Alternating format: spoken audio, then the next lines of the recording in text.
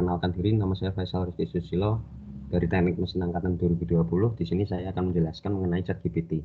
Jadi ada 3 outline di sini. Yang pertama, pengertian ChatGPT merupakan aplikasi dengan metode LLM dalam konteks percakapan antara manusia dengan mesin. Interaksi melalui chatbot. Di sini pengguna dapat memberikan masukan berupa pertanyaan, perintah, atau permintaan, atau yang disebut prompting, dan model akan memberikan tanggapan yang relevan dan bermakna.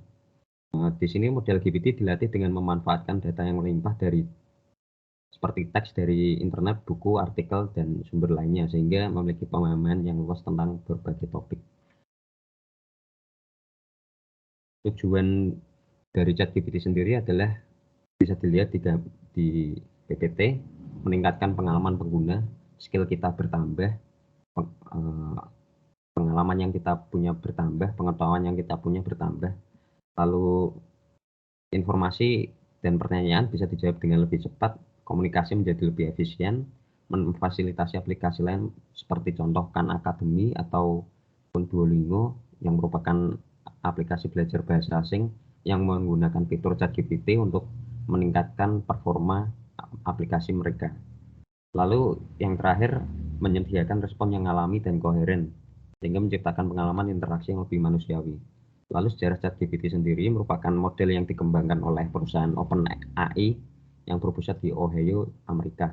Di sini ada timeline GPT-1 sampai yang terbaru GPT-4 pada bulan Maret 2023. Di sini di mana setiap versi ChatGPT menjadi lebih canggih dan parameter yang dihasilkan menjadi lebih banyak. Di sini yang bisa kita akses masih GPT 3.5. Sedangkan GPT-4 sendiri untuk mengaksesnya perlu berbayar atau kita perlu membayar. Lalu sejarah OpenAI sendiri merupakan organisasi yang didirikan tahun 2015 oleh sejumlah tokoh seperti Elon Musk dan Sam Altman, di mana tujuan didirikannya OpenAI sendiri untuk mengembangkan artificial intelligence yang bertanggung jawab dan memastikan manfaatnya dapat dinikmati umat manusia. Lalu selain ChatGPT, produk yang dihasilkan OpenAI sendiri merupakan DALL-E, yang mana hampir mirip dengan ChatGPT, tapi bedanya adalah output yang dihasilkan berupa gambar. Kita memberikan perintah seperti contoh, kita memberikan perintah buatkan gambar mengenai gedung Departemen Teknik Mesin Universitas Diponegoro dengan gaya arsitektur Timur Tengah, maka gambarnya sendiri akan dapat dihasilkan seperti perintah kita tersebut. Lalu kegunaan sendiri bisa dilihat pada PPT, memberikan informasi, membantu dalam penulisan naskah atau skrip, membantu menemukan ide-ide baru, membantu dalam menentukan pilihan. Dan manfaat dari ChatGPT sendiri bisa dilihat pada gambar kreativitas, pemecahan masalah, bantuan penelitian, ilmu pengetahuan menjadi lebih berkembang, asistensi virtual, dan lain sebagainya. Lalu kelebihan dari ChatGPT sendiri dibandingkan Google, ChatGPT hanya perlu memberikan perintah atau pertanyaan, otomatis akan memberikan jawabannya. Sedangkan Google kita perlu masuk pada halaman website dan terkadang jawaban kurang lengkap dan kurang memuaskan. Sehingga kelebihan-kelebihan sendiri, diksinya lebih human friendly atau lebih gaul, tidak kaku, menjawab lebih cepat dan lebih efisien, dan lain sebagainya. Lalu untuk kelemahan dari ChatGPT sendiri tidak adanya sensor kebenaran produk AI. Lalu yang kedua, harus terus diperbarui, beberapa pertanyaan mungkin tidak bisa dijawab oleh ChatGPT. Lalu yang ketiga, pertanyaan harus spesifik dan detail sehingga jawaban yang diterima juga detail. Lalu yang keempat, tidak memahami realita saran jawaban dari ChatGPT yang terkadang kurang kontekstual. Lalu yang kelima, model GPT 3.5 hanya memiliki database dalam jangka waktu maksimal hingga tahun 2021. Selebihnya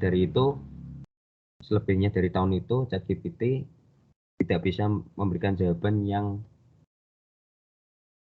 valid seperti itu. Lalu perbedaan GPT 3.5 dan GPT 4 secara kasarannya, GPT 4 memang lebih canggih, lebih terbaru, lebih aman, menangani kata lebih banyak, dan dapat memahami gambar. Lalu apa itu Artificial General Intelligence? Jadi masa depan AI sendiri akan berfokus pada AGI, yang merupakan versi lebih tinggi dari AI, di mana kecerdasan buatan ini setara dengan kecerdasan manusia, sehingga semua pekerjaan intelektual manusia bisa digantikan oleh perangkat AGI. Sehingga AGI sendiri mungkin akan lebih cerdas daripada umat manusia itu sendiri. Sedangkan OpenAI sendiri tujuannya adalah untuk sampai ke sini. Tapi untuk sampai ke sini perlu 10-20 tahun ke depan, sehingga untuk masa depannya bisa memberikan dampak yang buruk ataupun dampak yang baik. Ya kita doakan saja AGI sendiri memberikan dampak positif untuk umat manusia. Sekian dari saya, apabila ada kesalahan kata mohon dimaafkan. Wassalamualaikum warahmatullahi wabarakatuh.